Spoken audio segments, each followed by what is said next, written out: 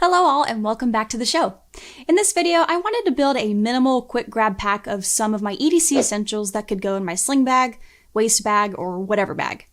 And I'm a pretty organized person and I do my utmost to organize my purse in EDC bags. And despite all of the pockets and zippers that most bags come with, I still find some of my things getting jostled around. That said, I purchased the Mighty Pouch, courtesy of an insightful comment on one of my videos. Thank you to that viewer. And the goal is to keep everything in a pouch within my bag. I want to reach in my bag even blindly, grab this, and know for certain that all of my tools are in one place, and not have to remember which pocket has which tool in it, and yada yada yada. It's about 5 inches long and a little over 6.5 inches tall, perfect for most small bags. The outside has a mesh-lined pocket on one cover, and on the other side, this is a DIY patch, little collage board, if you will, so you can customize it if you want to. I don't really collect patches, but I guess it's nice to have that option. The mesh pocket is best for items that you'll want the greatest ease of access to, like a notebook or a field notes book. The outside also has a D-ring to attach anything that may not fit on the inside, and my personal favorite design aspect is a designated elastic pen holder right here on the spine. Inside there's multiple pockets to choose from, including some elastic organizers that you can slip lipstick or whatever else you can think of there, and it keeps things real snug. This is where I might store some extra cash, maybe a small knife, my climber Swiss Army knife, a lighter, a flashlight, and some other bits and bobs depending on the loadout that I need for the day. It's versatile for what you want to put in here, but I would not recommend this as a heavy-duty sort of thing. It's much better for cleaning up and condensing things into one convenient spot in a bag. I would recommend this though as a great travel aid, possibly to keep your passport on one side and some foreign currency in. And with all of the memes out there of pickpocketers though, you would need to keep this somewhere close to your chest and not in a loose-fitting bag. Ladies, while maybe not the most stylish thing per se, it's also great at organizing makeup, as I found. For touch-ups, things like lipstick, concealer, maybe a brush or two, and some blush would fit very nicely in here. And while I'm on the subject of grooming and keeping things nice, guys and gals might like the next gadget that I found. This is an Atomizer, for those of you who like to be able to freshen up from a long day at work, coming back from the gym, or whatever the situation may be. Take a look at this refillable Atomizer. Now, it came in a pack of 3, which is a bit overkill for my needs, but I like that I have the option to put multiple different scents or other things in there. TSA friendly, according to the manufacturer, at 8 milliliters. You can keep your favorite fragrances with you wherever you go. There's a bunch of different color options, but I thought that the gold, silver, and blue was just a really classy combo. You have a few refilling options, since perfumers have many fancy ways of extracting a signature scent and then bottling it in a signature way, and all of these tools did come with this, by the way. You have a funnel, a dropper, or a pipette if you need it, and even a transfer tool. Also included are some labels that you can either put on the spine of the Atomizer or the top or the bottom, giving you options for multiple different scents, or perhaps a variety of other things like alcohol sanitizer, essential oils, bug sprays, or whatever else you can think of. There's also a little travel drawstring pouch too. To refill the Atomizer, you need to twist the top. And that was something that I had to be careful with because I tried to wrench the top off, but similar to opening a tube of lipstick, it operates with a twist function. Don't make the same mistake I did and nearly break it. Anyway, once you twist the tube, you can gently pull the top out the top. Twist the cap, and voila, you can refill the glass vial. To put it back together, we're just going to reverse the process. A quick note on the twisting mechanic, and this Atomizer, which I paid $10 for all of it. The mechanics on this are super smooth and feel really premium, which was a genuine shock to me as I thought this would have that cheap grinding on metal plastic feel. After prolonged use, will the smoothness hold up? I'm not too sure yet. But the careful attention to the mechanics up front is very promising. I was a little bit concerned about the spillage and the leak-proof claim, so I decided to test this. I filled the center vial all the way up, put it back together, and shook it vigorously trying to get it to leak, and nothing ever spilled. Again, this was one test though. Anything that has liquid in it, I would encourage you to store upright as best you can. But if it fell over briefly in a bag, my confidence is high in that leak-proof claim. So whether you wear cologne or perfume, or neither of those, this just might impress you as much as it did me. It wouldn't be an Elegantly EDC video if I didn't have a flashlight of some sort to look at. So this is the MAKDAK rechargeable keychain flashlight.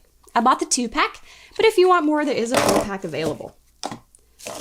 Along with the lights, you get 2 charging cables, which are USB-C, so you can charge both at the same time if you wish. When charging, there is a little light that's right next to the charging port that will be red when charging and green when the battery is full. The battery on these little MAKDAKs are about 500 milliamps, capable of emitting up to 800 lumens at the brightest setting, according to MAKDAK. It's a straightforward COP light with the power button on the side right here. Press once for 60% power, press again for 30%, and then press again for a strobe effect, and then press once to turn it off. To access the brightest full power setting, once the light is on, press on hold for 3 seconds, and then it just shuts off after 1 click.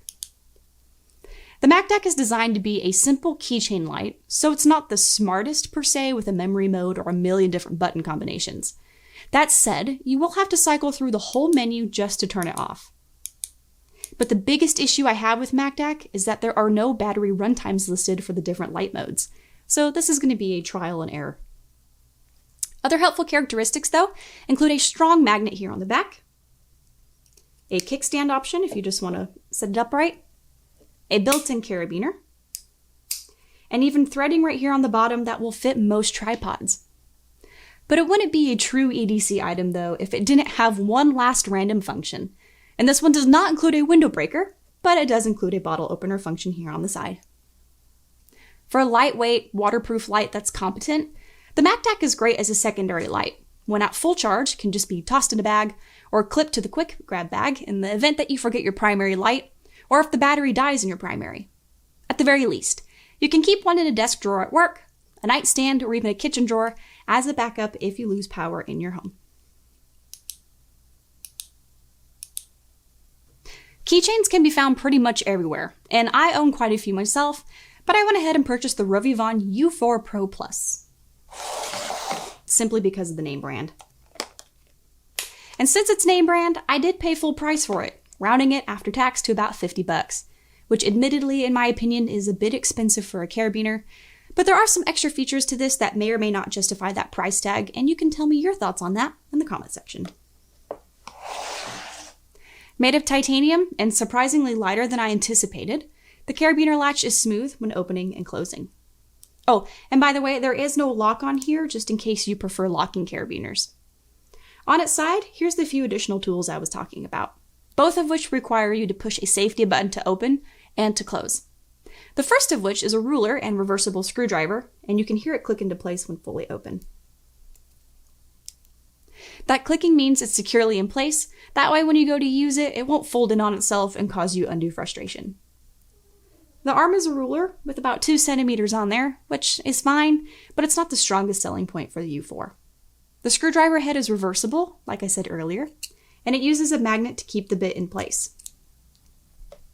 The Phillips head is PH0 and the flathead is SL35, and in case you forget, you can see that it's been printed right there on the side. To close it, just press that security button again, and it'll click back into place. The other side includes a blade that's on par with an X-Acto knife rather than a true EDC blade that I'm accustomed to with gadgets like this. The blade that's attached is super sharp straight out of the gate, but if it dulls or breaks, you can replace the blade with the extras that they send when you purchase the carabiner. The blade, just like the screwdriver, has a locking mechanism when closed and when opened fully.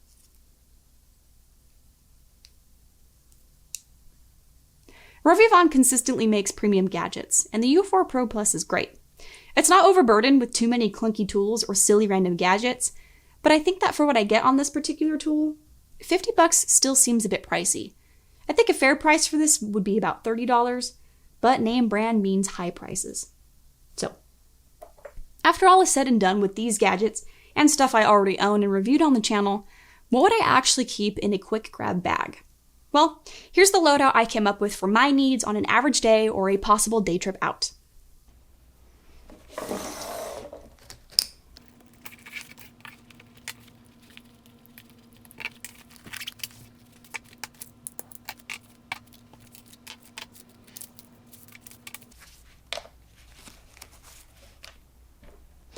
Okay, so on that note, what would you keep in a quick grab bag? Let me know in the comments below, or perhaps critique mine, and thank you for watching my channel. Take care.